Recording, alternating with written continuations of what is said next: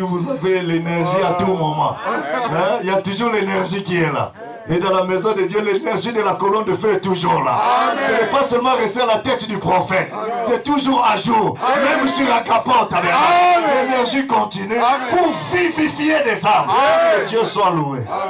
Nous prenons la parole de Dieu dans Jean chapitre 6, verset 27. Et puis dans Jean chapitre 17, verset 3.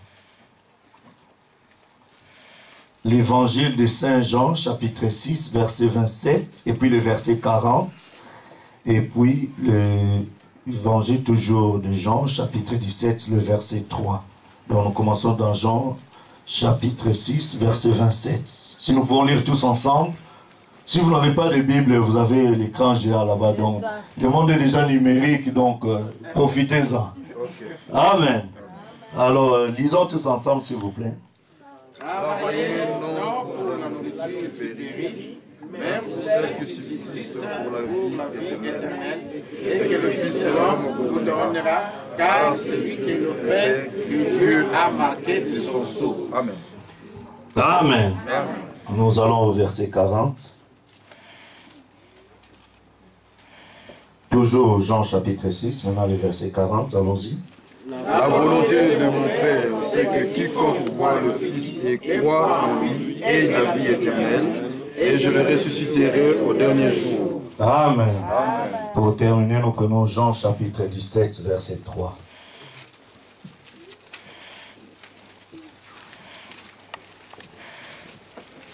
Allons-y. Oh, la vie éternelle, c'est que tu connaisses toi, le Seul des Dieu, et celui que tu as envoyé, Jésus-Christ. Amen. Inclinons nos têtes pour un mot de prière. Notre merveilleux, bien-aimé, tendre Père Céleste, nous bénissons ton Saint-Nom pour ce beau matin que tu nous accordes.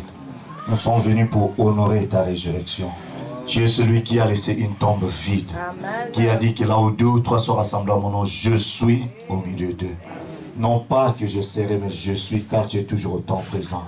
Pendant que les 2 disciples sur le chemin de Mons parlaient de toi, tu étais au présent. Tu les as aidés à comprendre les Écritures et tu as ôté l'incrédulité de leur cœur. Nous voulons que toi les ressuscités, Seigneur, que tu viennes encore au milieu de nous. Ôte l'incrédulité, Seigneur. Viens parler à nos cœurs. Que la maladie, Seigneur, soit ôtée. Que l'incrédulité soit ôtée. Que les péchés soient ôtés. Mais que ta présence prenne le contrôle de la réunion. Du début jusqu'à la fin. Que tout puissant maléfique qui cherchera à déranger la réunion soit chassé au nom de Jésus-Christ. Mais que ton onction suprême descende. Que ta gloire vienne parmi nous. Pour que, oh Dieu, nous puissions encore dire, il a été agréable pour nous d'être dans la maison de l'Éternel. Oh Père, que ceux qui ont des problèmes trouvent la solution au nom de Jésus-Christ. Viens prendre cette que nous venons de lire. Mets-moi de côté par le Saint-Esprit, entre et parle à ton peuple. De sorte que, Seigneur, en partant, puissions nous dire, merci Seigneur Jésus. Merci pour ton amour. Merci pour ta gloire. Merci pour ta louange. Ferme ma bouche de tout ce qui est de l'homme. Mais ouvre-la pour annoncer tes oracles. Pour communiquer la vie par le Saint-Esprit à ton peuple. Quand tu as choisi l'homme pour qu'il soit, oh Dieu, ton agent. C'est dans le nom de ton bien-aimé Fils Jésus-Christ, j'ai ainsi prié et demandé. Amen. Amen. Vous pouvez vous asseoir, que le Seigneur vous bénisse richement. Et je suis très content d'être encore là parmi vous. Ce matin, j'aimerais partager avec vous un petit sujet que j'aimerais appeler, intitulé « Le plan de Dieu pour le salut ». Amen. Le plan de Dieu pour le salut. Et mon inspiration, ou bien le thème que j'aimerais donner, ça sera « Travailler pour votre salut ». Amen. Avec crainte et tremblement. Amen. Donc, c'est un peu ça mon sujet, sur base de ce que nous venons de lire. Nous allons voir ce que dit le prophète et puis nous allons évoluer. Amen. J'aimerais m'arranger pour ne pas prendre beaucoup de temps. Je vois qu'il est déjà 12h30. Donc, il me reste, j'espère, 1 heure. Comme ça, nous pourrons partir par la grâce de Dieu. Amen. Est-ce que vous avez aimé les sermons de vendredi? Amen. Reconnaissez votre position, n'est-ce pas? Donc nous devons reconnaître notre position. Si nous ne savons pas notre position, ça sera difficile pour nous de pouvoir bénéficier de la grâce de Dieu. Amen. Et de beaucoup de choses. C'est pourquoi ne faites pas comme Philippe qui était devenu Muhammad. Dans le désert, il est allé changer son identité et puis il a perdu. Il pensait qu'en changeant son identité, il allait être bien reçu par M. l'imam. Mais il a oublié que c'était le ramadan et que pendant la journée, il devait rester à jeun. Mais il a compris que le bien-aimé André qui a gardé son identité, lui, il a été bien servi. Vous voyez tout ça parce qu'il a su garder son identité. Donc ceux qui n'étaient pas là ne comprennent pas ce que je viens de dire, qui n'ont qu'à suivre l'enregistrement, ils comprendront. Amen. Pour gagner du temps. Mais j'aimerais juste attirer votre attention sur quelque chose que Frère Branham nous a dit par rapport à ça dans le message Apocalypse chapitre 5. Ou bien, voilà, donc Apocalypse chapitre 5 dans la série des révélations. Deuxième partie, parce que la première partie c'est serpent écrasé. Mais je parle de la deuxième partie. Et là, Frère Branham dit quelque chose de très très intéressant là-bas. Il dit...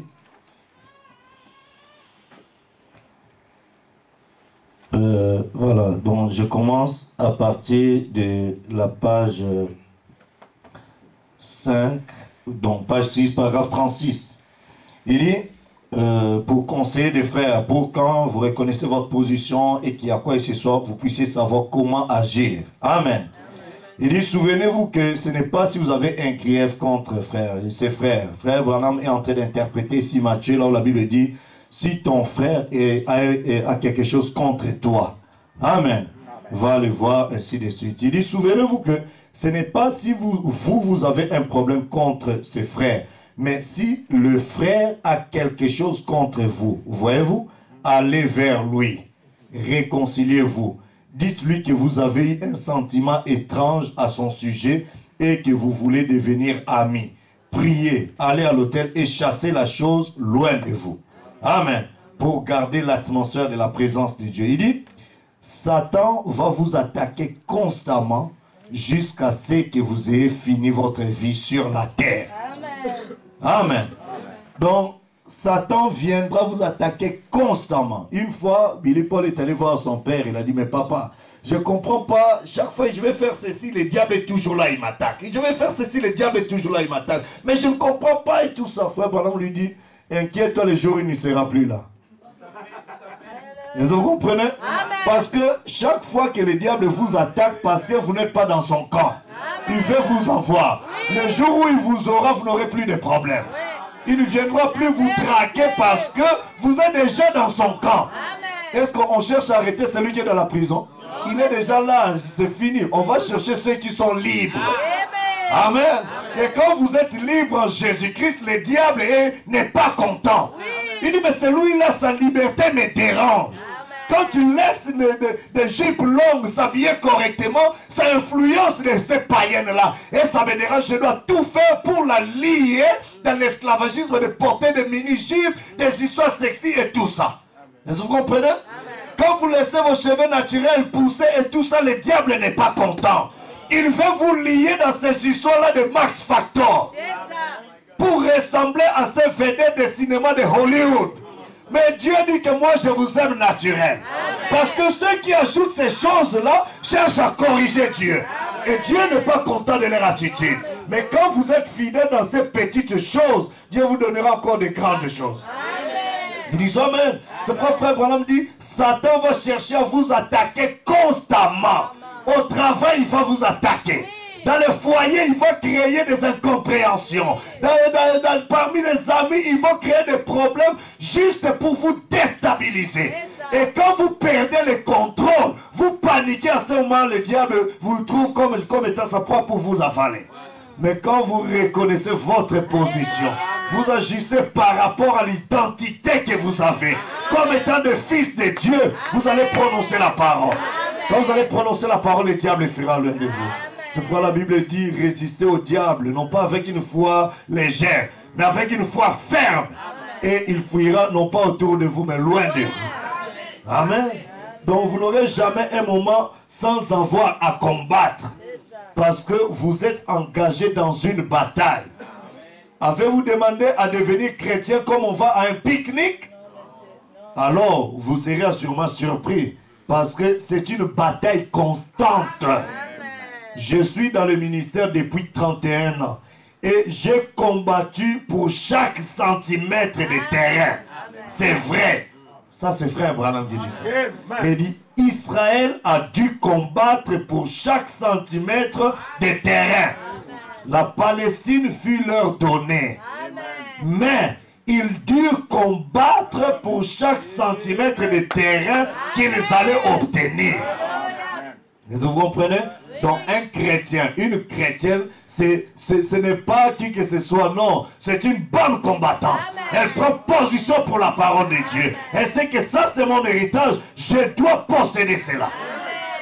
Amen. Donc nous ne sommes pas devenus des chrétiens pour pouvoir nous amuser. Nous devons combattre. Nous devons travailler pour notre salut. Amen. Maintenant, souvenez-vous que si quelque chose arrive dans l'église, laissez le pasteur. Si vous devez aller chercher le pasteur pour le conduire vers la personne et qu'il ne veut toujours pas écouter, alors exposer la chose devant l'église, donner leur un délai, ainsi de suite, à se réconcilier. C'est à quoi que ce soit, frère Branham pointe toute l'église sous la conduite du pasteur. Frère Branham dit dans la nouvelle naissance, il dit, si le pasteur vous a conduit jusqu'au baptême du Saint-Esprit, il peut vous encore amener plus loin, là pour les choses de la vie. C'est pourquoi chaque fois que vous avez besoin de quoi que ce soit, allez voir les pasteurs. Il ne faut pas dire non, ce pasteur-là, lui, il n'a pas de ministère vraiment qui épate des gens et tout ça. Frère Branham dit, Dieu ne fait pas de demi-prédicateurs. Si Dieu envoie quelqu'un, il l'équipe avec tout ce qu'il faut pour apporter une délivrance totale. Et ceux qui seront délivrés totalement, ce sont ceux qui croiront à ces dons-là. Frère Branham dit, remarquez, la tunique de Jésus-Christ était la même. Mais l'attitude de la femme qui avait la perte de sang, elle s'est dit en elle-même, si je touchais cette tunique, ma perte de sang va s'arrêter, je serai guéri. C'était la même tunique que les soldats romains ont touché, ont déchiré, mais ça n'a fait aucun effet sur eux. C'était l'attitude de Jean face à la même tunique. Vous comprenez? Dans le manteau d'Élie, Élisée l'a eu avec la même attitude positive et ça produit le même effet. Si Dieu vous envoie un don et que vous recevez ce don-là, vous allez bénéficier de la grâce de ce don-là. Amen. Je ne vais pas vous dévancer mon sujet, mais je vais juste mettre des bases. Amen. Donc quand la Bible nous demande de travailler pour notre salut avec crainte et tremblement, la première des choses, la notion d'abord qu'on nous donne là-bas, c'est la vie éternelle. Nous ne sommes pas là juste pour manger beaucoup de patates, des pommes de terre, boire de jus, avoir de gros ventres, prendre des photos, dire ah, je suis dans 4 saisons, ceci, ça périra et il y a des gens qui meurent. Amen. Tu peux paraître là, les autres peuvent être complexés de vous parce que tu es en Europe, tu es en Amérique, je ne sais où, mais ce n'est pas ça la vie éternelle. Dieu nous demande de travailler pour notre salut, non pas pour la nourriture qui périsse, mais pour celle qui subsiste pour la vie éternelle. Donc c'est une vie qui n'a jamais commencé. Frère Branham dit, il y a une différence entre pour toujours, est-ce que vous comprenez? Et puis éternel. Pour toujours, ça veut dire qu'il y a beaucoup de jours. Ça peut être 10 ans, 20 ans, 30 ans, 40 ans, 50 ans, 100 ans, 1000 ans, 2000 ans et tout ça. Mais on peut toujours compter. Mais ce qui est éternel, ça n'a jamais commencé et ça ne finira jamais. Et le Seigneur nous conseille de travailler pour cette vie-là. Amen. Donc si on nous demande de travailler pour cette vie-là, il y a quelque chose qui se passe. C'est une vie éternelle. Amen. Ça veut dire que tu vas commencer à vivre. Ça ne va pas commencer ailleurs. Dans la série des adoptions, je ne vais pas récupérer la brochure. Frère Branham dit, votre vie éternelle commence ici à l'autel. Quand vous avez l'expérience de la nouvelle naissance, du baptême du Saint-Esprit, cette vie éternelle, ça commence ici. Ça veut dire que vous n'allez plus jamais passer. La maman Godin est devenue éternelle. Parce que frère Branham dit, vous êtes une partie de Dieu. Et Dieu est éternel. Donc en vous, quand Dieu met quelque chose d'éternel en vous, ça veut dire que vous aussi, vous êtes éternel. Si vous partez en enfer, c'est Dieu qui est parti en enfer. Et c'est impossible que Dieu puisse partir en enfer. Vous comprenez? C'est pourquoi c'est quelque chose de très très précieux. Parce que la vie que nous avons actuellement pour aller manger le pain, travailler et tout ça, c'est juste pour ce corps. N'est-ce pas? Et après, ça va tomber, ça va vieillir, ça sera fatigué et puis... et tout ça. Mais quand on nous demande de travailler pour la vie éternelle, c'est quelque chose de très sérieux. On remarque le verbe qui est utilisé là-bas, c'est le verbe travailler. Vous savez, ceux qui étaient à l'école, ils savent que les scientifiques, ils ont donné une formule pour le travail. On dit qu'il faut y mettre le temps.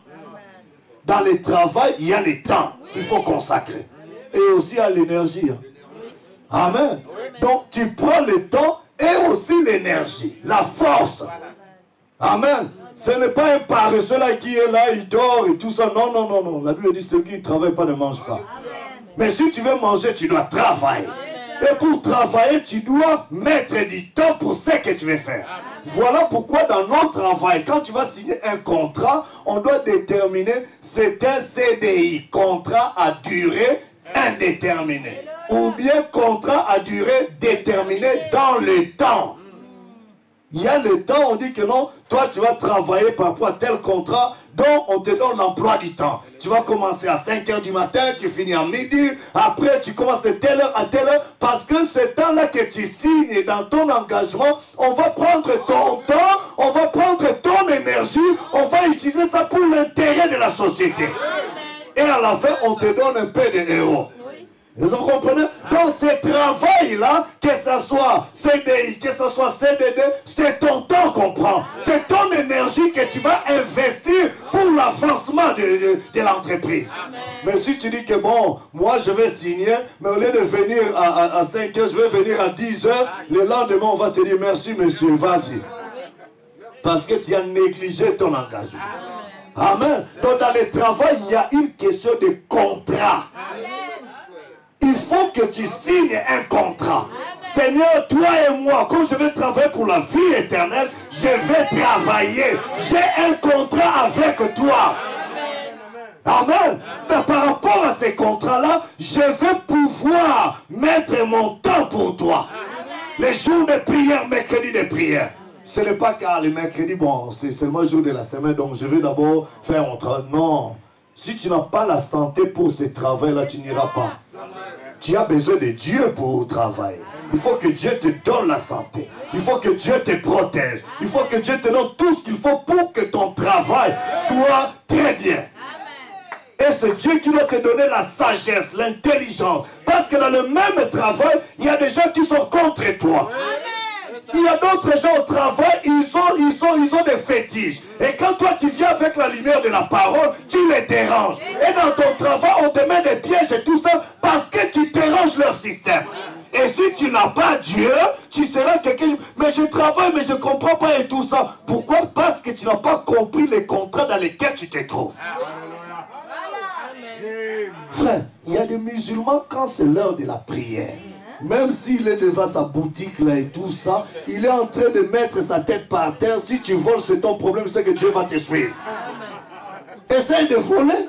Il dit que si on me vole parce que Dieu, je t'ai consacré ses temps. Et c'est lui là qui a volé, occupe-toi de lui. Frère, si tu as fait quelque chose qui est en dehors de la parole, ça va te suivre. Parce que tu n'es pas couvert par la parole de Dieu. Donc ils sont aussi sérieux pour des choses religieuses qui sont en erreur. Mais toi qui es dans la vérité, qu'est-ce que tu fais de ces dieux-là?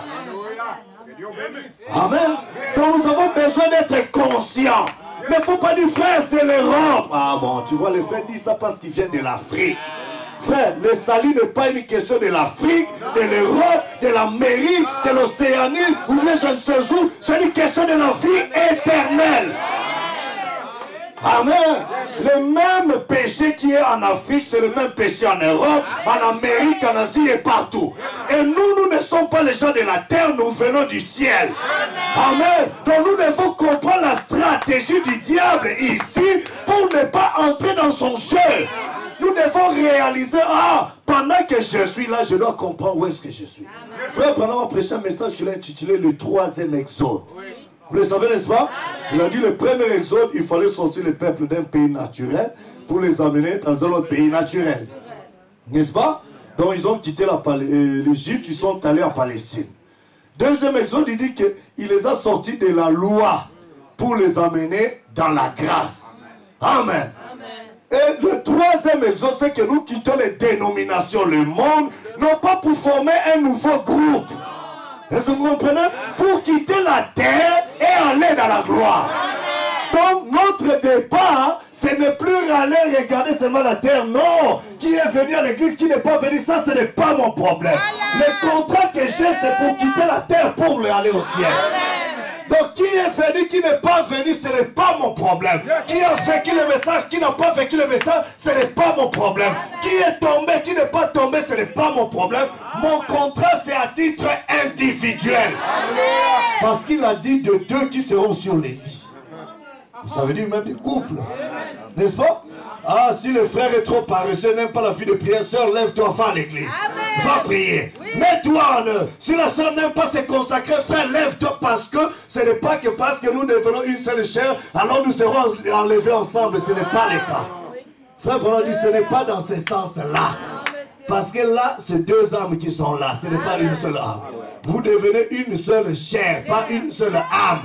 Et Dieu ne va pas lever des chairs, mais il va lever des âmes. Est-ce que vous comprenez?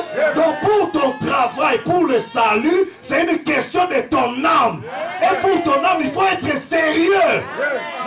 Si tu donnes autant de sérieux dans ton travail qui te donne quelques héros, mais plus de sérieux dans ce qui est pour la vie éternelle. Amen. Après que toi tu diras que oh mais pasteur je suis au chômage, vraiment je ne comprends pas et tout ça, mais pasteur prie pour moi. Oui, mais quand on va prier pour toi, tu as eu du travail. Est-ce que tu as respecté les principes de Dieu pour ce travail? Amen. Je vais lire juste un passage en passant, ce n'est pas encore ça, mais on va d'abord aller rapidement dans Lévitique. Amen. Rapidement dans Lévitique. Je crois que ça doit être chapitre 27, merci bien. Lévitique chapitre 27.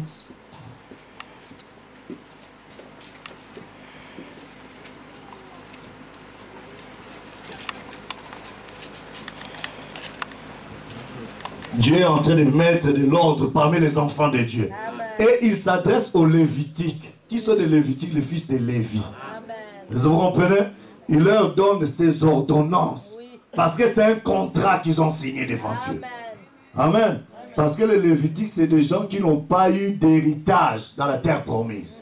Est-ce que vous comprenez? Amen. Dieu a dit que, par exemple, Benjamin et les autres, Manassé et Ephraim, ils ont eu leur héritage des terres. Oui. Mais arrivé aux enfants de Lévi, ils ont dit non, vous n'avez pas de terres. Mais comment nous n'avons pas de terres? Il dit, vous, votre poste dans les temples là-bas. Alléluia. Parce que les autres iront travailler. Pendant qu'ils iront travailler, ils auront des problèmes. Mais il faut qu'il y ait des gens qui doivent étudier la loi de Dieu pour vous enseigner la volonté parfaite de Dieu. Afin que Dieu au ciel vienne vous bénir.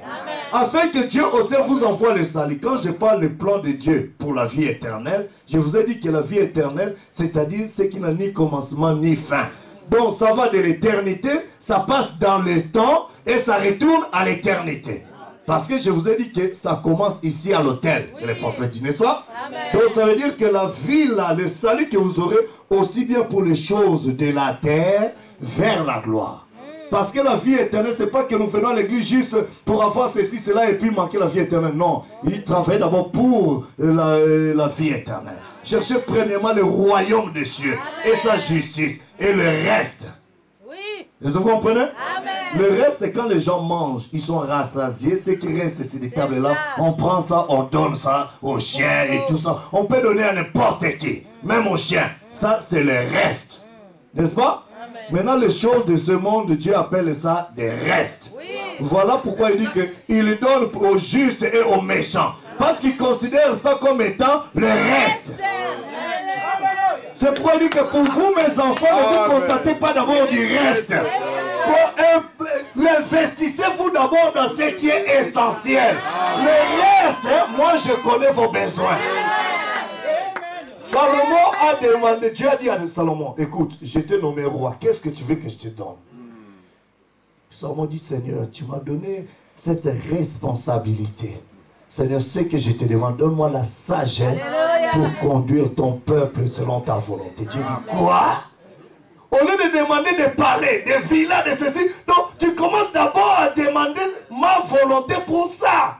Mais non, non, non, non. Alors, comme tu n'as rien demandé pour toi-même, moi, le Dieu du ciel, je vais te donner.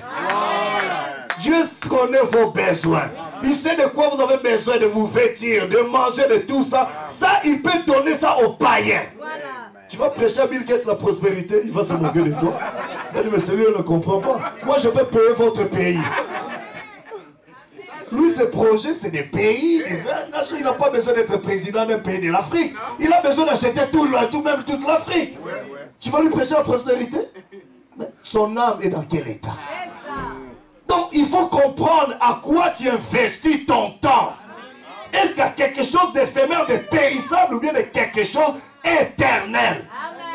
Amen. Amen. Voilà pourquoi le Seigneur, quand il est venu sur la terre, il ne s'est pas trop focalisé sur des choses éphémères. Parce qu'il savait qu'il y a quelque chose de mieux que ça. Il dit, regardez la liste des chants. Ils ne font rien. Mais Dieu le vêtit mieux que Salomon. Alors que Salomon, c'est Dieu qui l'a vêtu plus que tous les autres rois. Il dit, vous le dépassez. Et vous avez reçu aujourd'hui plus que Salomon. Amen. Vous comprenez? Donc, c'est bien de dire Amen, mais réalisez un peu ce que Dieu veut faire. Il faut que nous arrivions à comprendre ce plan-là. Quand tu comprends le plan, frère, même dans ton travail, avant d'aller, tu pries. Tu sens que l'onction là, quand tu vois, tu décides des choses, ça commence à changer les choses. Amen. Frère, ce n'est pas d'abord le temps de vous donner des témoignages, sinon on va dépasser trop le temps. Mais lisons rapidement dans Lévitique chapitre 27.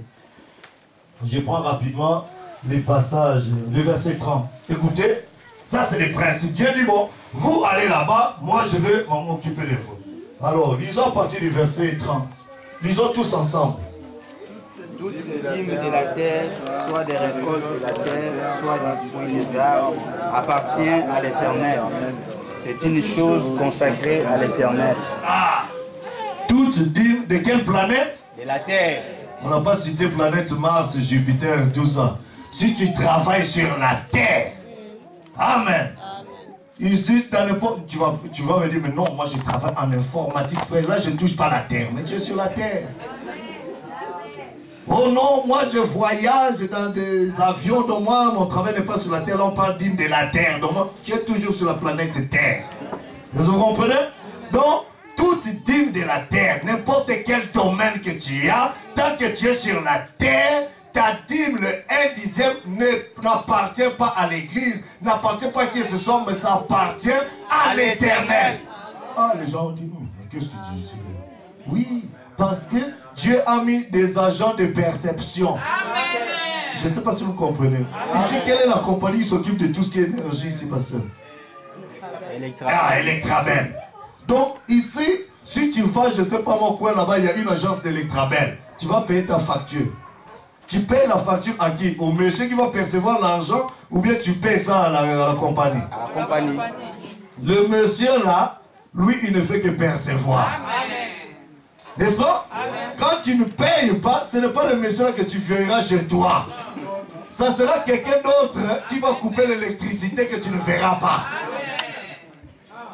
Mais l'agent de perception peut être ton ami, membre de ta famille, voilà. Mais si tu ne payes pas, l'électrabel est de l'autre côté, tu verras seulement que là, on a coupé, il n'y a plus d'internet, il n'y a plus de ceci. Mais je ne comprends pas, tu n'as pas payé.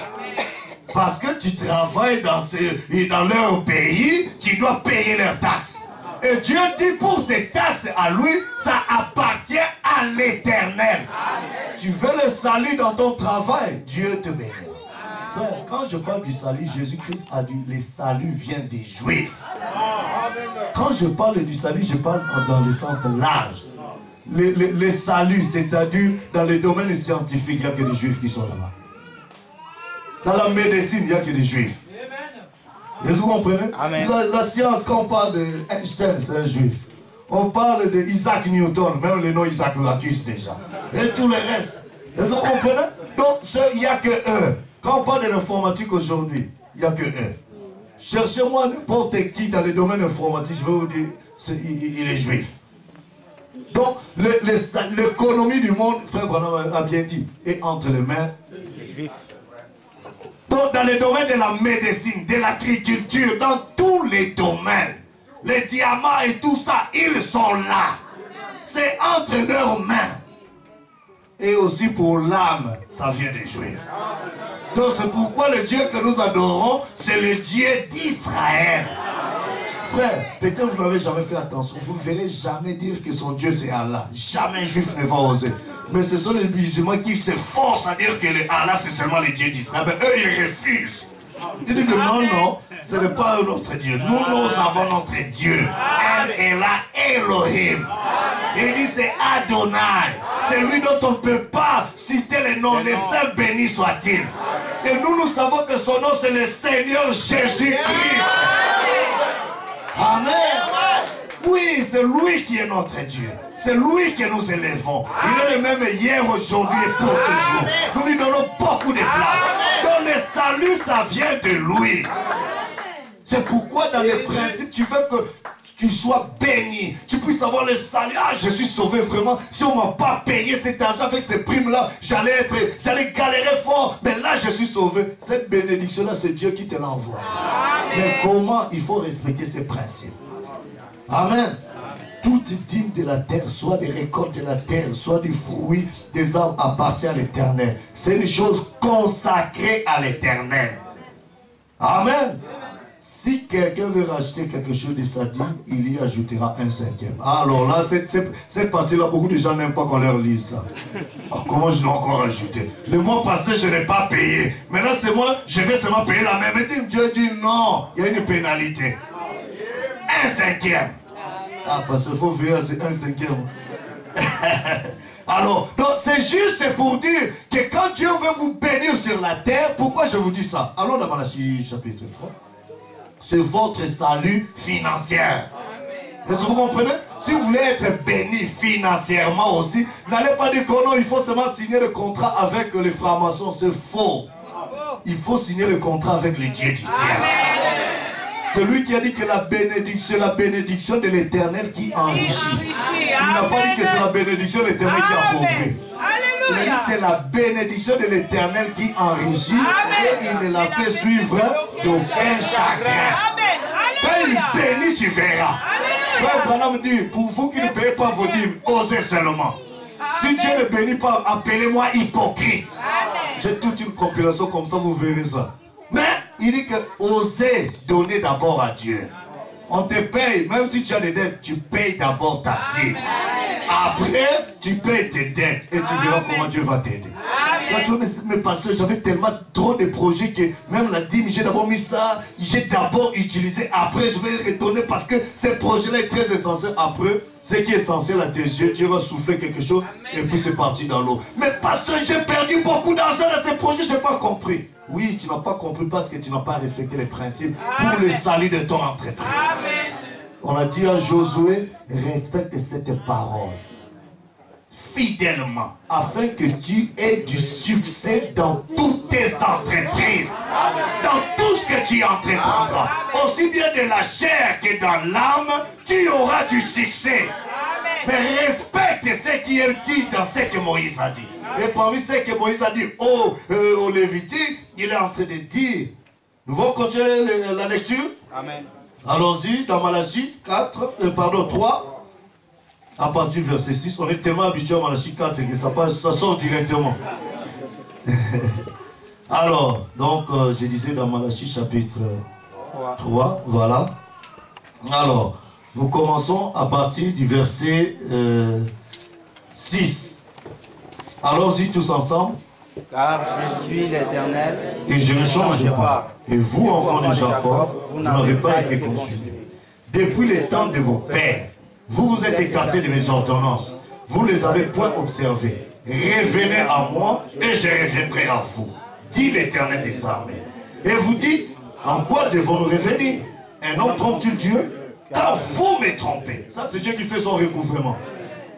Et vous dites, en quoi t'avons-nous trompé? Dans les dîmes et les offrandes. Ah, beaucoup ont trompé Dieu dans les dîmes et les offrandes. Ça, c'est pas les pasteurs qui disent ça. C'est le Dieu qui veut vous bénir qui dit ça. Continuons la lecture. Par la malédiction. Et vous me trompez. voilà, la nation tout entière. Apportez à la maison du trésor toutes les dîmes. Non pas une partie, mais toutes les dîmes, afin qu'il y ait de la nourriture dans ma maison. Mettez-moi de la sorte à l'épreuve, dit l'Éternel des armées, et vous verrez si je n'ouvre pas vos écluses de cieux, si je ne répands pas sur vous la bénédiction en abondance. Non pas une petite bénédiction, non, en abondance. C'est Dieu qui promet ça. C'est lui qui a dit je suis l'Éternel et je ne change pas. C'est lui qui vous dit que pour le salut de vos finances, de vos projets, de tout ce que vous voulez faire, commencez par là. Apportez ça à la maison du trésor. Frère Branham dit, qu'est-ce que la maison du trésor? Il dit, c'est là où vous recevez la nourriture spirituelle de vos âmes. Amen. Là où vous allez écouter la parole de Dieu. C'est cela la maison du trésor. Donc quand toi tu es ici, tu reçois l'électricité qui vient de Belgacom, toi tu prends l'argent, tu envoies à la SNEL du Congo, Belgacom va te couper l'électricité. Vous comprenez ce que je veux dire? Oui. Tu écoutes la parole de Dieu ici, l'atmosphère qui te protège contre les attaques du diable est ici. Il faut payer ici. Il ne faut pas dire je vais faire le transfert de Western Union pour pouvoir envoyer ça là-bas. Là, tu peux envoyer tout autre don que tu veux. Mais ici, le 1/10 que Dieu dit, c'est dans la maison du trésor. Amen. Là où tu écoutes la parole de Dieu. Amen. Quand tu écoutes, alors tu payes le 1/10 de l'Éternel. L'agent qui est ici, il est un agent de perception. Lui, il perçoit, ce n'est pas lui que vous payez. Vous payez à Dieu et c'est Dieu qui s'occupe de lui payer lui. Là, c'est un dossier entre lui et Dieu. Si toi tu dis que j'ai payé l'argent de Belgacom, et puis on a coupé l'électricité, tu ne vas pas aller voir le monsieur là. On va dire le service de réclamation, c'est notre service. Monsieur, mais c'est toi qui as reçu mon argent. Comment le couper? Il dit non, monsieur, c'est pas moi, va dans l'autre service. Mais c'est toi qui as perçu l'argent. Oui, si tu n'es pas béni, ne viens pas intimider les pasteurs. Va te mettre à genoux. Dis, Seigneur, moi j'ai payé dans ta maison. Alors, je viens réclamer. C'est une bénédiction pour toi. Il faut revendiquer ça. C'est ton droit. Dieu veut te bénir pour ça. Amen. Donc, c'est une partie des bénédictions. C'est important de les savoir. Ça apporte les saluts financiers. Vous savez, il y a certaines personnes, frère Branham dit, il y avait, je n'ai pas le temps de vous lire la citation, il dit qu'il y avait un restaurant qui était non loin de Branham Tabernacle. Chaque plat qu'un client venait acheter, il retirait la dîme de cet argent-là et il rassemblait la recette et ils envoyaient ça au Branham Tabernacle. Frère Branham, ils sont devenus des multi-riches. Frère Branham a prié pour Colgate. Il a prié pour beaucoup de frères qui ont prospéré parce qu'ils ont soutenu la parole de Dieu. Donc ne pensez pas que ça, quand tu vois des dentifrices Colgate, ça doit être un franc-maçon parce qu'il a beaucoup d'argent. Non, il y a d'autres bénédictions, c'est Dieu qui donne ça. Frère Branham dit que si aujourd'hui les États-Unis sont bénis parce que c'est à cause du Père fondateur. Ils avaient la crainte de Dieu et comme la bénédiction, quand Dieu donne, il donne déjà, il ne peut plus récupérer. Quoi qu'ils en fassent, c'est la bénédiction de l'Éternel. Il dit qu'ils ont donné une part importante aux Juifs et Dieu les a bénis. Vous comprenez? Donc c'est pour dire que chaque fois que vous respectez la parole de Dieu, aussi bien pour la loi des finances, Dieu vous bénira ça. Par ça. Parce que c'est la loi des finances de Dieu que vous avez respectée. Là, ça ne touche pas encore ton âme, mais ça touche ton bien-être. Est-ce que vous comprenez? Donc si vous voulez être à l'aise, alors occupez-vous de ça. Il y a un pasteur que j'ai suivi, pasteur Perry Green. Il a dit, lui, il a reçu la dernière dîme de frère Branham. Et depuis lors, il n'est plus fauché financièrement. Il dit que j'ai d'autres problèmes. Mais quand ton problème de finance est déjà résolu, frère. Est-ce que vous comprenez? Il dit qu'avant qu'il ait fait l'accident, là, la dîme, là, les 2 jours, quand ils ont fait passer, il a demandé, mais frère, je t'ai pas vu faire passer le plateau de francs. Elle dit, non frère, pardon, j'ai voulu faire comme toi, on n'a pas fait passer le plateau de francs. Il dit, non, tiens. Elle dit, ça, frère Branham a donné, non, je garde ça, je ne vais pas utiliser ça. Et depuis ce jour-là, tout ce qui est problème financier, il dit que je vous l'ai dit. Il a même montré au frère l'argent que j'ai dit que je n'ai jamais touché ça. Et mes problèmes financiers déjà résolus. Il n'est pas encore mort, il est vivant. Si vous voulez entrer à l'internet et son numéro, appelez-le. Amen. Donc c'est pour dire que nous avons des problèmes réels dans notre quotidien qui nous bloquent parce que nous ne respectons pas des principes de la parole de Dieu. Ça ne touche pas encore ton âme, ça touche que ton bien-être. Frère Branham me dit, Caïn payait sa dîme. Mais il y a d'autres gens, d'autres croyants qui sont pires que Caïn. Caïn payait la dîme, mais lui ne paye pas la dîme. Caïn paraît plus spirituel que beaucoup de frères. Ah, imaginez-vous. Est-ce que vous comprenez? Donc Dieu bénissait plus Caïn matériellement que les autres qui ne payent pas. Parce que quand tu bloques là-bas, il te bloque. Lui, il est le Dieu des principes. Tu respectes là-bas par rapport à ces clauses-là de contrat, il respecte aussi. Il a dit, mettez-moi à l'épreuve, je vous bénirai. Amen. Parce que vous avez tel travail, alors il faut se décider. Vous êtes des enfants de Dieu, n'est-ce pas? C'est notre identité. Dit, Seigneur, en tant que ton fils, j'ai payé ma dîme, j'ai fait ceci, j'ai fait cela. Regarde cette histoire qui veut se mettre sur mon chemin. Entre en scène. Frère, Dieu entrera rapidement en scène. Il y a un frère, il était embauché dans une compagnie là, multinationale. Les frères étaient réglo dans ses dîmes et tout ça. Alors, mais le principe dans la société était simple. Si tu fais l'accident et que tu es fautif, alors ne cherche même pas d'autres problèmes, on te renvoie directement. Alors, ce frère-là, ce jour-là, il est sorti sans son permis. Et en partant, il a créé le feu rouge et il a cogné quelque part. Alors, la police est arrivée, mais monsieur, tu as grillé et tout ça. Alors, on a vu qu'en plus, la voiture de la société, il fallait appeler la société. Alors, le frère dit, ah, c'est fini pour moi. Il était en projet du mariage, il devait se marier dans quelques jours. Alors, le frère, tout le réflexe qu'il a, il a dit, Seigneur, il a appelé le pasteur. Il dit, pasteur, souviens-toi, je paye mes dîmes. Dis un mot de prière, je viens de faire un accident ici. Directement, le pasteur dit, résolu. Quand ils ont appelé au boulot, le blanc est venu, il a dit, mais écoutez, non, c'est un petit problème, viens, vas-y, continue son travail, et tout ça. Frère, ça c'est un miracle. Il a compris son identité. Frère, ça nous fait rire, mais c'est des principes réels qu'il faut que Dieu entre en scène dans des petites choses. Si nous sommes fidèles dans des petites choses, nous les serons aussi dans les grandes. Donc prenons cela en considération, ça c'est votre salut pécuniaire. Amen. Pour remplir un peu plus de vos poches. Dieu en a besoin pour son œuvre. N'est-ce pas? Comme ça, le pasteur aura le temps de faire des va-et-vient au Maroc et venir là-bas et tout ça. Amen. Il faut que son œuvre aille de l'avant. Amen. Donc ça, c'est juste pour parler un peu de ce sens-là. Donc, pourquoi j'ai dit ça? Parce qu'il y a beaucoup d'enfants de Dieu qui viennent, oh non, tu vois, mais moi d'ailleurs, ça ce n'est pas encore mon église, je viens seulement communier. Frère, même quand tu viens communier, ça veut dire que tu prends la communion. Et quand tu prends la communion, tu manges. Et il faut payer là où tu manges. Ah oui, ça n'a rien à voir quoi que ce soit. Tu manges déjà comme tu as mangé, tu dois contribuer. Amen. Amen. Donc ça, ce n'est que cette partie-là. Donc nous disons que c'est une question de travail. Le Seigneur nous demande de travailler pour notre salut. Donc nous avons vu que nous devons mettre du temps et nous devons mettre de l'énergie. Amen. Donc il y a le temps et l'énergie. C'est une notion très capitale. Et remarquez ce que le Seigneur a appris à ses disciples. Il a dit, quand vous priez, faites ceci. Notre Père qui est aux cieux. N'est-ce pas? Que ton nom soit sanctifié, que ton règne vienne, que ta volonté soit faite sur la terre comme que ta volonté soit faite sur la terre comme au ciel. Mais c'est quoi la volonté de Dieu? C'est très important.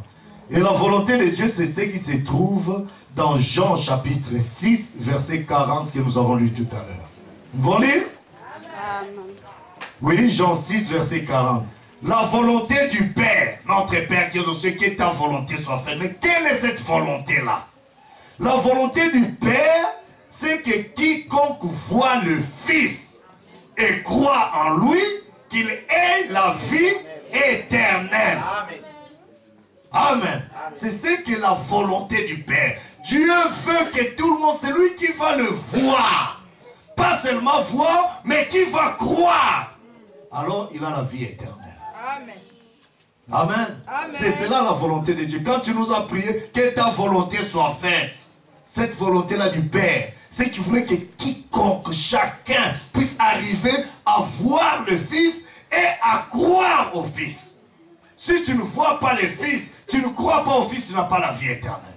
C'est pourquoi il a dit dans Jean maintenant 17, 3, il dit, oh la vie éternelle, c'est qu'ils te connaissent toi. Donc frère Branham dit que voir, ça veut dire comprendre. Quand tu comprends quelque chose, tu as la connaissance de la chose. N'est-ce pas? Or la vie éternelle, c'est qu'ils te connaissent toi, le seul vrai Dieu, et celui que tu as envoyé, Jésus-Christ. Oh, la volonté de Dieu, il dit, c'est que quiconque voit le Fils et croit en lui, quand tu comprends ce Fils-là, et que tu crois en lui, tu as la vie éternelle. Amen. Alors quand on te demande de comprendre le Fils, c'est-à-dire voir le Fils, ça devient un mystère. Nous disons même, c'est ça le plan du salut. Amen. Dieu veut te communiquer la vie, mais dit que tu dois comprendre ça. C'est pourquoi il s'est acclamé dans Matthieu 11, 25, il dit, oh Père, je te loue de ce que tu as caché ces choses aux sages et aux intelligents et tu les as révélées aux enfants. Ils sont sages mais ne comprennent pas. Ils sont intelligents, ont fait beaucoup de diplômes, beaucoup de tout ça, mais ils ne comprennent toujours pas. Pourquoi quand ils entrent à l'église, ils vérifient, est-ce que le pasteur a dit, ah non, dans son sermon, ils n'ont pas suivi, le pasteur a dit la papa. On devait dire le papa. Il a dit que ce soit la papa ou le papa et tout ça, que ce soit papa, est-ce qu'il y a la vie ou il n'y a pas la vie? Amen. Donc la vie éternelle, ce n'est pas de grammaire. Parce que la lettre tue, mais c'est l'esprit qui vivifie. Quand tu l'as dit la papa, est-ce que ce qui a suivi a communiqué la vie dans ton âme? Ou bien c'était seulement toi tu es venu pour regarder des erreurs et tu auras toujours de quoi regarder. Tu viendras recevoir ce que tu es venu chercher. Si tu es venu chercher la vie éternelle, tu auras la vie éternelle. Si tu es venu chercher des erreurs, tu en trouveras beaucoup. Alors il faut venir dans l'attitude de chercher quelque chose pour la vie éternelle. Nous disons même, et nous allons évoluer là-dessus. Maintenant, quand il dit maintenant, comprendre les fils, croire au fils. Alors quand on demande de comprendre quelque chose, là maintenant il y a un mystère. Ça veut dire que le fils en question ne sera pas comme on se l'imagine dans notre intellect. Quand on dit que tu vas faire exode, est-ce que j'ai besoin de comprendre? Je le vois déjà, c'est bon. Mais quand on me demande de comprendre, ça veut dire que derrière le frère qu'on me présente, il y a quelque chose d'autre qui est là. Voilà. Et il faut que j'arrive à cerner quel est le mystère qui est derrière la personne dont on me parle. Et c'est très important. Et c'est là où nous irons maintenant dans Luc. Vous êtes avec moi? Amen. J'aime surfer dans les Écritures. Et puis je vais vous prendre un peu les citations du prophète là-dessus.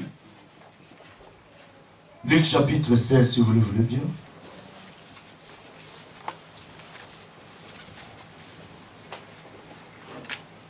Tout le monde a trouvé?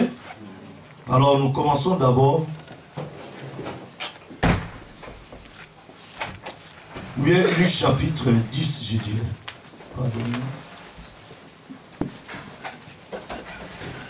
Luc chapitre 10, nous prenons d'abord le premier verset. Et puis nous allons prendre le verset 16. Luc chapitre 10 dit. Après cela, vous êtes avec moi? Amen. Le Seigneur désigna encore 70 autres disciples et les envoya 2 à 2 devant lui dans toutes les villes, dans tous les lieux où lui-même devait aller. Jésus-Christ devait aller en Europe, précisément en Belgique, particulièrement à Bruxelles. Mais il a choisi des hommes. Il a dit, moi je vous envoie, allez-y.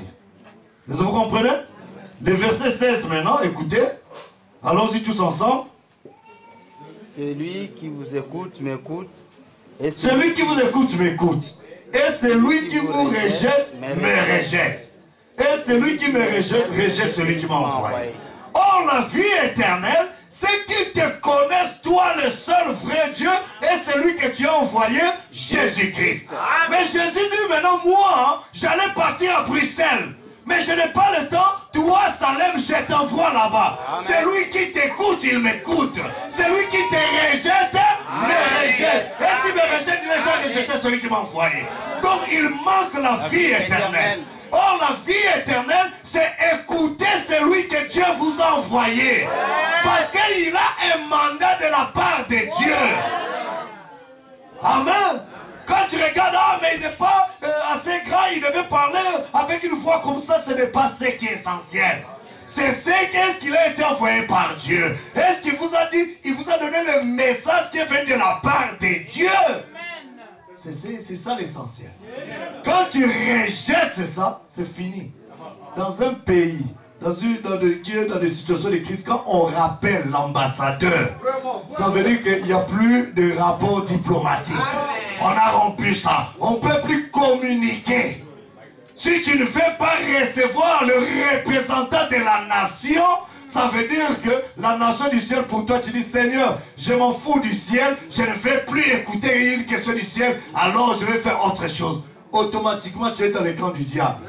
Même si tu portes des soutanes, même si tu marches avec des chapelets, même si tu parles du nom de Dieu à tout moment, tu es rejeté. C'est très fort, n'est-ce pas? Est-ce qu'on voit là dans Samuel? Ce n'est pas seulement dans le Nouveau Testament, mais même dans l'Ancien Testament, c'est le même plan. 1 Samuel chapitre 8. Amen. Vous croyez l'ancien évangile, non? Amen. Il était si bon pour nos pères. Ça fait du bien? Oui. Gloire à Dieu. 1 Samuel chapitre 8.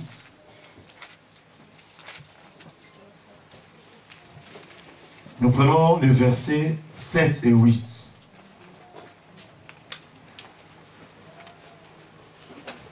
Alors, la Bible dit,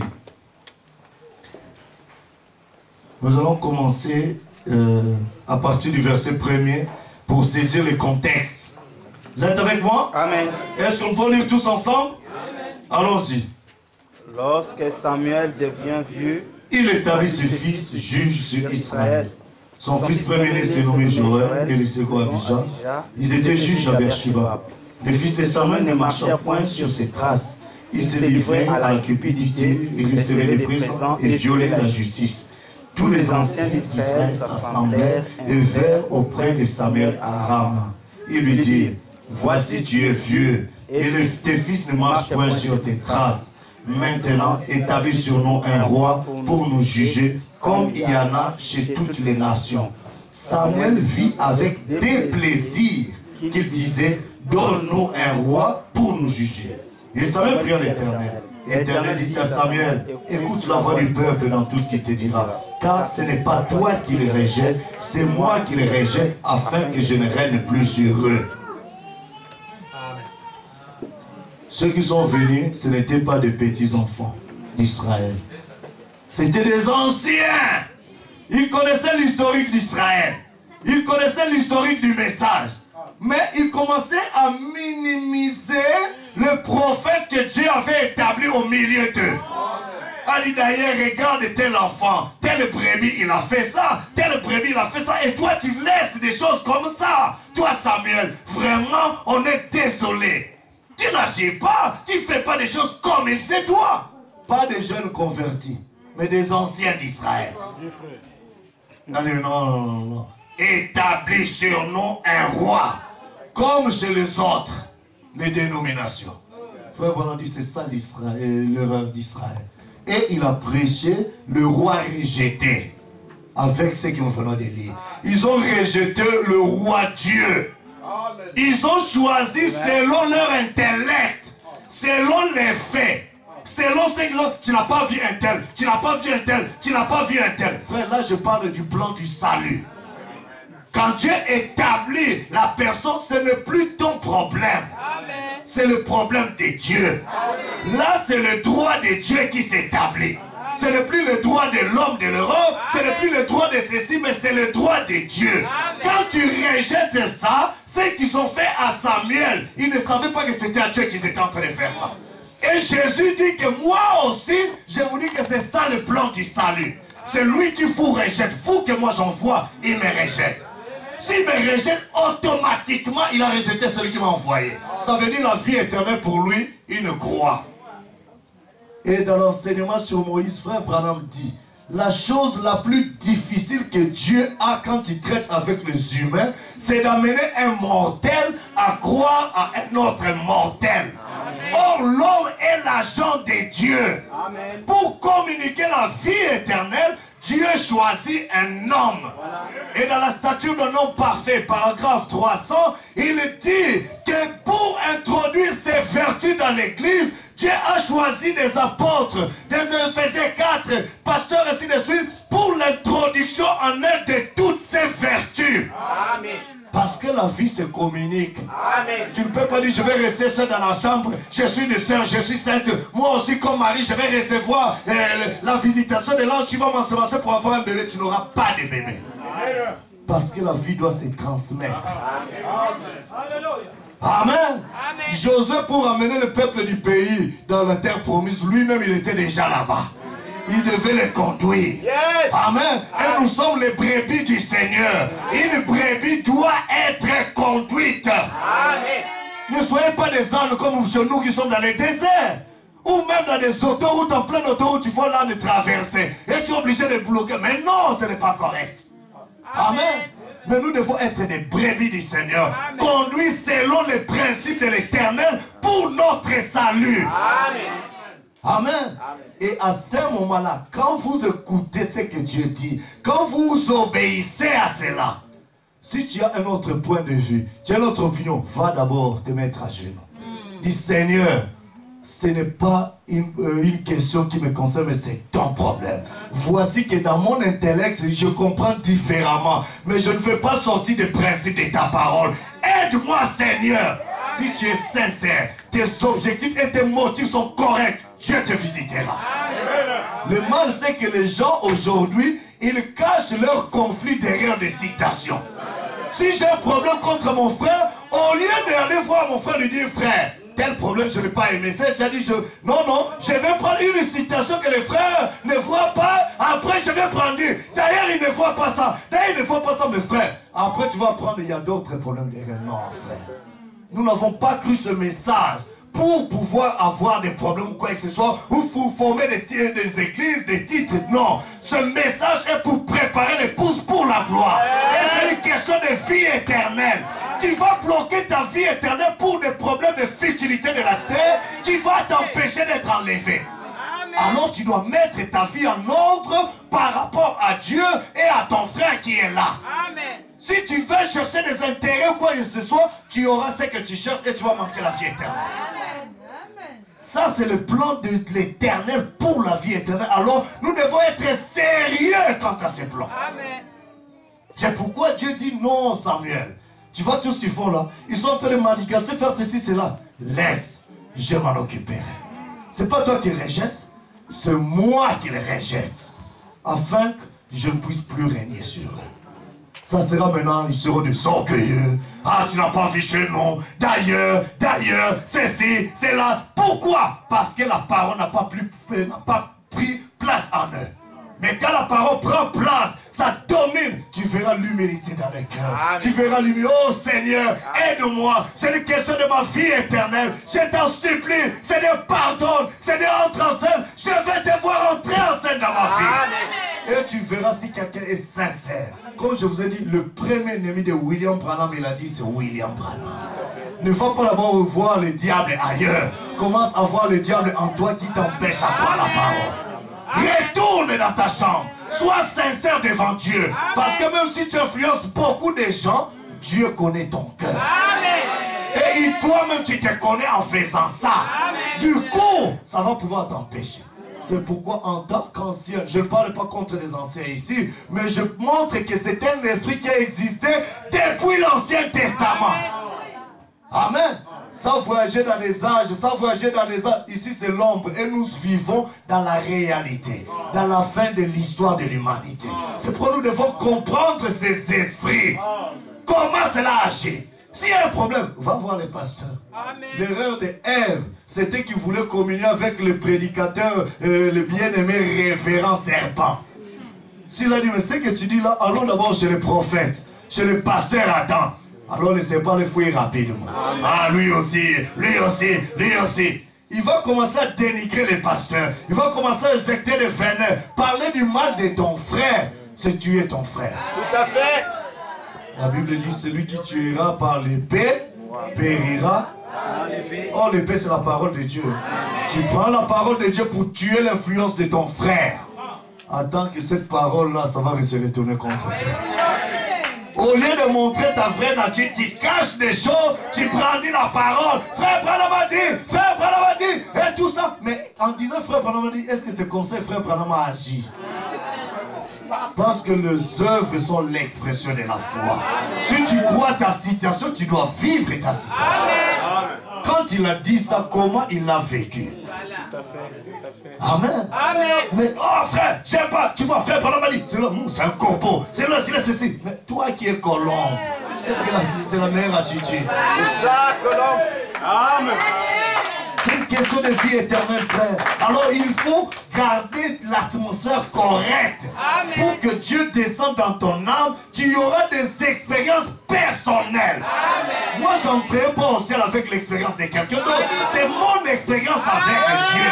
C'est ma foi avec Dieu. Je dois croire jusqu'à ce que Dieu m'amène à ce niveau et te dire merci Seigneur. Amen. Frère, nous sommes les brebis du Seigneur. Quand le Seigneur te conduit là, il sait pourquoi il t'a conduit là. Les pas des justes sont conduits par le Seigneur. Il est le maître des temps et des circonstances. Vous n'êtes pas ici aujourd'hui au hasard. Parce qu'il a produit quelque chose en vous qui vous a conduit ici pour entendre ça. Et il sait pourquoi il a inspiré ce message dans mon cœur pour vous l'apporter. C'est pourquoi je m'abandonne simplement à sa conduite pour pouvoir vous apporter ces choses. Alors, c'est votre salut, ne négligez pas ça. Parce que quand les enfants d'Israël ont compris qu'en Salomon, il y avait les dons de Dieu. Frère Branham dit que c'était déjà un petit millénium. Il n'y avait plus de guerre. Tout le monde était autour du don. Il soutenait les dons. Il bénissait les dons. Et les dons les bénissaient. Et Dieu au ciel descendait. Et la renommée d'Israël partait de temps en temps. Quand vous allez reconnaître votre don, vous verrez ce que Dieu fera. Amen. Et le peuple qui reconnaissent, ils vont expérimenter des choses. Amen. Et ceux qui boutent continueront à bouder. Mais Dieu dit que l'incrédulité n'arrête pas Dieu. Amen. Ça n'arrête que l'incrédule. Donc prends le temps de t'abandonner parce que c'est une question de ton salut. Amen. Seigneur, tu as mis cet homme là-bas. Je ne suis pas venu écouter un homme, mais je suis venu t'écouter. Mais s'il me parle de ces choses qui touchent mon cœur, qui touchent l'église, qui touchent ce que tu veux faire quelque chose en moi. Seigneur, si j'étais mal influencé, aide-moi à me redresser pour la vie éternelle. Tu verras ce que Dieu fait. C'est pour dire travailler. Mettez du temps là-dessus. Amen. Mettez de votre énergie. Amen. Frère Branham dit tout ce que Dieu vous a donné, il vous demandera des comptes. Amen. Il t'a donné la santé, il te demandera des comptes. Qu'est-ce que tu as fait la santé qu'il t'a donné? Il t'a donné de l'argent, il te posera des questions. Qu'as-tu fait de l'argent que Dieu t'a donné? Il t'a donné des habits, il va te poser la question, qu'as-tu fait de ces habits-là? Est-ce que c'était pour être orgueilleuse, pour montrer, moi je suis mieux qu'un tel et tout ça? Ou bien c'est pour la gloire de Dieu? Tu vois notre manque, je peux même la soutenir et faire ceci, cela pour la gloire de Dieu. Non frère, nous devons comprendre que nous devons travailler pour notre salut. Personne ne travaillera pour le salut de l'autre. Jésus est mort à la croix. Maintenant il dit la vie éternelle, c'est que toi tu puisses comprendre qui est Jésus. Parce que frère Branham dit, le pasteur Dieu de la chair, quand tu vous apportes la parole, c'est l'ange de Dieu pour l'église locale. Amen. Le Saint-Esprit dans l'assemblée locale traite avec le pasteur d'ici et puis ça descend là-bas. Parce que la rosée de l'eau, lui donc ça descend sur la tête d'Aaron. Ça ne commence pas par les pieds, c'est toujours la tête. La tête de l'église, ça descend après dans le corps.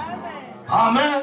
Et nous avons besoin de cela. Quand Israël était dans la bataille et qu'ils ont vu Moïse a fait des mains levées, il y avait la victoire dans les camps. Tout à fait. Amen. Nous sommes dans la bataille ici à Bruxelles. C'est une grande bataille. Les gens vont attaquer à Kappa au tabernacle. En attaquant Kappa au tabernacle, ils vont attaquer les pasteurs. Parce que la Bible dit frappe les bergers et les brebis seront dispersés. En attaquant, on va les critiquer. On va dire beaucoup de choses. Et tout ça. Mais l'église doit comprendre. Mais lui, il a des mains levées. Quand frère Branham dit José Caleb, on vit que quand les mains de Moïse s'abaissaient un peu, il y avait des tombées dans les camps. Il y avait des gens qui rétrogradaient. Il y avait des gens qui commençaient à avoir une mauvaise vie. Et tout ça, ils ont dit non, ça ce n'est pas simplement une question des pasteurs. Nous avons quelque chose à faire. Ah non, Josué est allé, il a soutenu les mains de Moïse. Caleb est allé, il a soutenu l'autre. Et ils ont soutenu les pasteurs, les mains levées. À ce moment-là, la victoire était dans les camps. Amen. Amen. Soutenez celui que, quand la Bible dit que Eliezer est allé chercher Rebecca, il n'était pas parti seul. Parce qu'il y avait beaucoup de chameaux. Ce n'est pas Eliezer seul qui est allé conduire, mais il y avait beaucoup d'autres serviteurs. Mais c'est lui qui était le responsable du groupe. Amen. Pour chercher l'épouse, Branham n'est pas parti seul. Mais il a eu des auxiliaires. Amen. Et ici à Bruxelles, il a mis des auxiliaires pour que ceux qui écoutent ce que cela dit, à ce moment-là, il va rentrer. Voilà pourquoi à Kappa maintenant, comprenez le plan du salut que Dieu a établi pour vous. Quand vous oubliez cela, vous êtes en train d'oublier votre salut. Tu as dit, mais non, c'est une question individuelle. Oui, c'est individuel, mais ça doit respecter le plan de Dieu. Tu ne peux pas avoir le courant électrique sans qu'il y ait des fils conducteurs. Vous comprenez? Il faut qu'il y ait des fils conducteurs. Quand tu mets correctement des fils conducteurs, ne faut pas prendre un plombier là où tu as besoin d'un électricien. Alors là, tu vas manquer la chose. Amen. Et si toi, tu es plombier dans le corps de Christ, les bâtiments, on a besoin de bombes, il ne faut pas aller jouer au travail de l'électricité, tu vas t'électrocuter. Si tu n'as pas été appelé pour être à la chair, prêcher la parole, ne faut pas aller juger des choses qui concernent la chair. Occupe-toi de ta position. Dieu te bénira là-dessus. C'était ça l'erreur de ce roi-là qui est allé mourir de lèpre. Il a dit, mais je suis roi, mon pays est béni, parce que je suis roi, je crains Dieu. Mais il a pris l'ascension, il est allé faire le travail des sacrificateurs. Dieu dit que j'étais béni en tant que roi, pas en tant que ministre. Il l'a frappé là-bas. Pourquoi? Parce qu'il a quitté sa position. Et nous avons besoin de connaître notre position, notre identité. Dieu m'a appelé. Est-ce qu'il m'a appelé pour venir combattre son œuvre ou bien pour venir soutenir son œuvre? Tu dois avoir cette révélation. On dit que non, moi je suis ici en Europe, moi, nous avons créé le message depuis les pays. Donc tu es en train de comparer. Est-ce qu'il a prêché comme mon pasteur? Est-ce qu'il a prêché? Qui est ton pasteur? C'est le Seigneur Jésus-Christ ou quelqu'un d'autre? David a eu la révélation, il a dit, l'Éternel est mon berger. Et l'Éternel, il est la parole. Si celui qui est devant vous, il vous dit ce que dit la parole de Dieu, peu importe la chair qu'il utilise, c'est l'Éternel qui te parle. Amen. Alors tu dois comprendre, si tu es brebis du Seigneur, d'entendre. C'est pourquoi il a dit, mes brebis entendent ma voix. Ils ne regardent pas ma face ou bien mon visage et tout ça, non. Ils sont attentifs à ma voix. Tout à fait.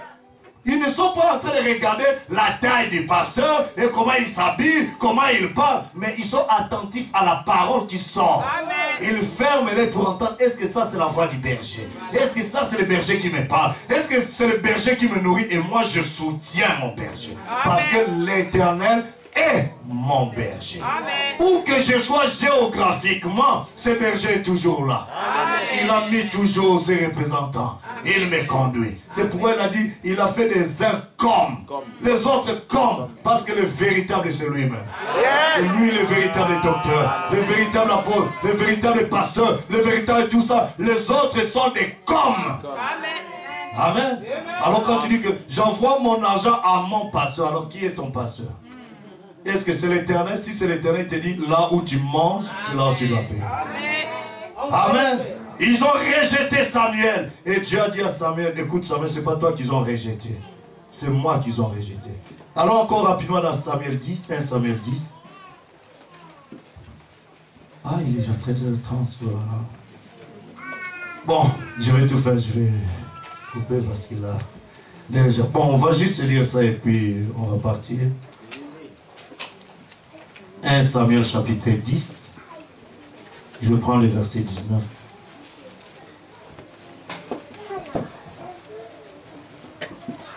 Nous commençons à partir du verset 17.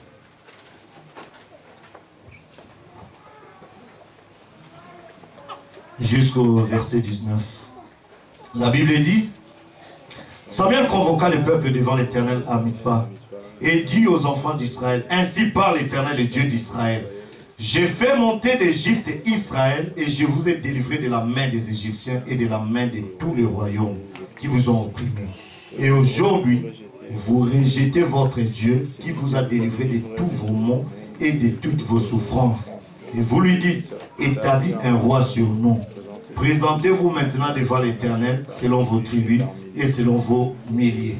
Samuel fit approcher toutes les tribus d'Israël et la tribu de Benjamin fut désignée. Il fit approcher la tribu de Benjamin par famille et la famille de Matri fut désignée.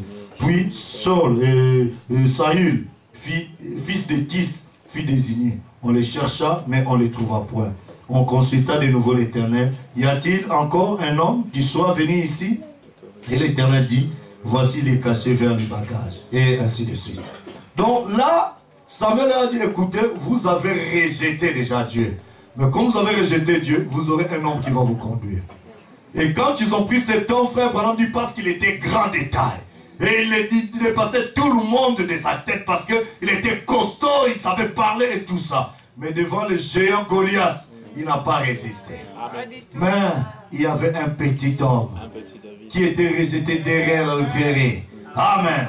C'était David. Il était un bout d'homme. Il a eu l'expérience avec Dieu. Dieu l'a visité d'une manière ou d'une autre. Quand il est venu, il a dit, mais toi tu es venu avec des javelots. Tu es venu avec des problèmes et tout ça. Moi je viens au nom de l'Éternel.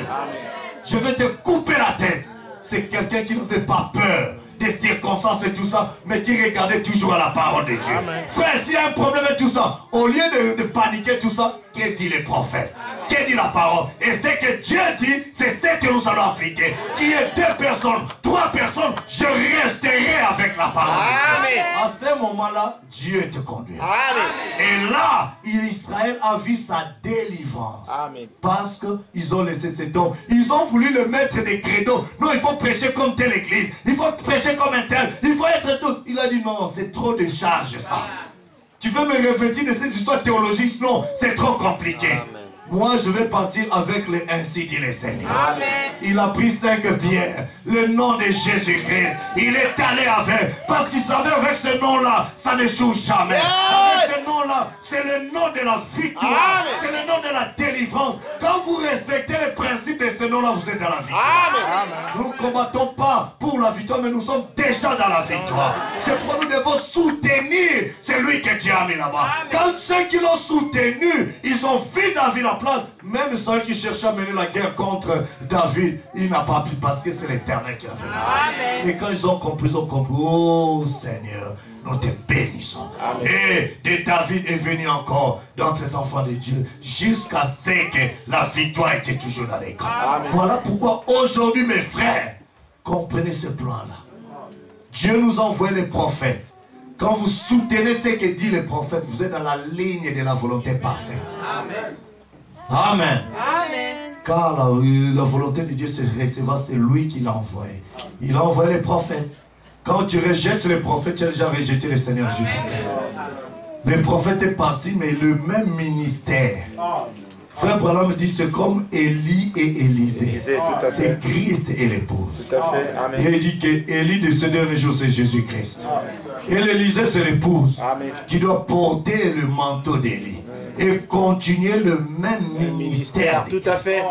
Amen. Amen. Et frère Branham compare le livre de Josué avec les Éphésiens. Et le livre de Josué, c'est des gens qui étaient fidèles à Moïse, serviteur de l'Éternel. C'est des disciples de Moïse que Dieu a envoyé. Dieu a envoyé les prophètes, tu l'as parlé sur le Malachie 4. Et nous avons vu les prophètes. Dieu l'a confirmé. La gloire de Dieu est descendue. Maintenant, Josué doit rester fidèle à ce que le prophète a dit. Amen. Ce que le prophète a dit. Ce que le prophète a dit. Dieu a envoyé des Éphésiens. Et parmi les Éphésiens, il a d'abord mis les Éphésiens 4. Pour l'introduction pour conduire l'église dans l'unité de la foi.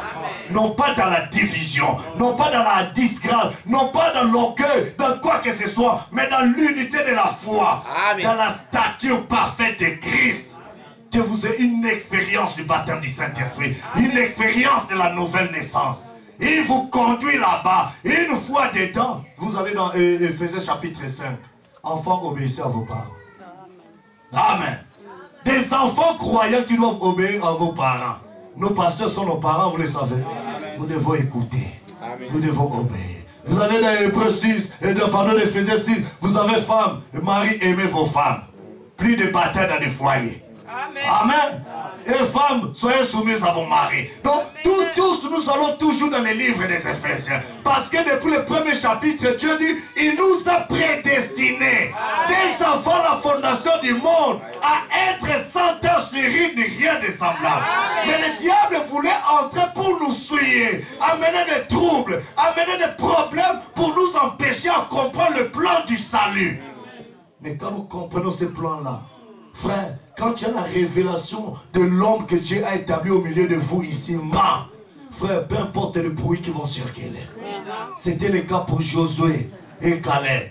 Des 2 millions qui sont sortis d'Égypte, frère, pendant qu'il n'y en a eu que 2 qui sont entrés dans la terre promise. Ils ont entendu beaucoup de choses, mais ils sont restés fidèles à celui que Dieu a envoyé. Et pour ça, Dieu les a honorés. Peu importe la bataille, on dit Seigneur, souviens-toi de ce que tu as dit par Moïse, ton serviteur. Et pour ça, Dieu était obligé de les bénir. Frère, quand vous soutenez que celui que Dieu a établi au milieu de vous, vous le reconnaissez comme tel. Même un verre d'eau que vous lui donnez, Dieu se souviendra de ça. Et Dieu vous bénira richement. Et la parole qui vous apportera, vous écoutez. C'est pourquoi dans Jean, chapitre 5, pour terminer, dans Jean, chapitre 5, verset 24, il nous dit, celui qui écoute ma parole et qui croit à celui qui m'a envoyé, a au temps présent. Non pas aura, mais au temps présent. Il a déjà la vie éternelle. Et frère Branham dit, écoutez, il dit, c'est lui, non pas ceux, parce qu'il parle aux individus. Amen. À titre, si toi tu écoutes, et il y a une différence entre entendre et écouter. Frère Branham dit, c'est comme une prostituée qui peut entrer, il entend l'évangile, et puis il ressort, va refaire encore la même vie. Elle a entendu l'évangile, mais elle n'a pas écouté. Très souvent, nous avons des enfants. Tu parles à l'enfant et tout ça, mais cet enfant ne m'écoute pas. Ses frères ne m'écoutent pas. Ça veut dire quoi? Il entend, mais il ne prend pas en considération ce que toi tu lui as dit. Mais le Seigneur dit maintenant, c'est lui qui écoute. Non pas qui se limite à entendre les sermons. Non pas qu'il se limite à dire oui c'est bon, c'est un bon message, c'est merveilleux. Non, mais il faut prendre ça en considération. Amen. Appliquer ça. C'est alors qu'on dit au temps présent, tu as déjà la vie éternelle. Amen. Mais quand tu écoutes, tu entends la parole, tu commences à cogiter. À conspirer, à avoir des clans. Est-ce que tu penses que vraiment la situation qu'il a dit c'est comme ça? Moi je pense. Ça c'est une conspiration, tu n'as pas écouté. Tu as entendu mais tu as réfléchi avec ta philosophie. Là tu n'as pas la vie éternelle. Mais celui qui écoute, oh Seigneur, c'est ta parole. Amen. Mon cœur a été touché. Aide-moi Seigneur. Je me mets à genoux. Seigneur, viens-moi en aide. Seigneur, tue-moi, brise-moi, jusqu'à ce que ta gloire va se manifester dans ma vie. Amen. Seigneur, avant que je ne parle à qui que ce soit, je veux que tu commences par moi, Seigneur. Change-moi, entre en scène. Seigneur, soutiens-moi. Si tu es sincère, frère, tu verras ce que Dieu fait. Amen. Et la gloire de Dieu descendra. Amen. La victoire entrera. Il y aura des délivrances, il y aura des miracles, il y aura des grandes choses qui accompliront. Que le Seigneur vous bénisse richement. Amen.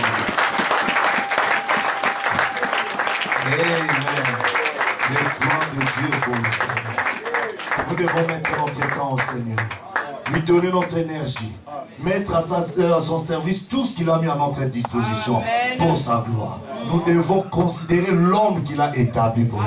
Parce qu'il dit, s'il n'y a pas beaucoup de scellement du Saint-Esprit aujourd'hui parmi nous, parce qu'il y a trop de laisser aller dans la vie de prière, dans la vie de consécration. Voilà pourquoi le Saint-Esprit ne scelle plus du Saint-Esprit beaucoup de personnes aujourd'hui. Amen. Parce que quand l'inspecteur donnera des rapports, le Saint-Esprit c'est le ministre que Dieu a mis là-bas. À ce moment-là, ça sera triste. Amen. Et le Père ne sera pas content. Mais celui qui est fidèle, et frère Branham dit, chaque messager entra. Si ceux de Paul entrent, les miens aussi entreront. Frère Branham va plus loin, dit que ça sera ainsi pour chaque ministre et ses brebis.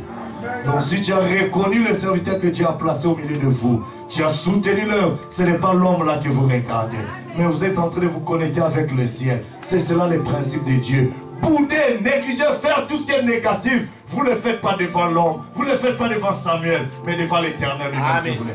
Et soutenir ça, faire tout ça, c'est l'Éternel que vous soutenez et il vous bénira abondamment. Que le Seigneur vous bénisse richement.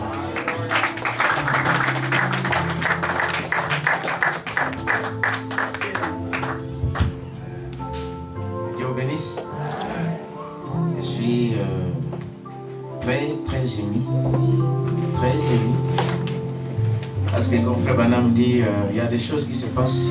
Vous savez que les pasteurs traversent, il y a quelqu'un qui connaît.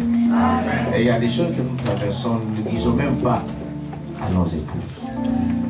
Mais quelqu'un peut penser, est-ce qu'on lui a parlé de quelque chose? Vous ne savez pas ce qui se passe dans le spirituel. Dites amen à ça. Et je crois que si nous sommes des enfants de Dieu, on doit comprendre que c'est Dieu qui parle. J'ai toujours écouté cet homme, je n'ai jamais entendu. Là. Ce n'est pas lui qui a parlé.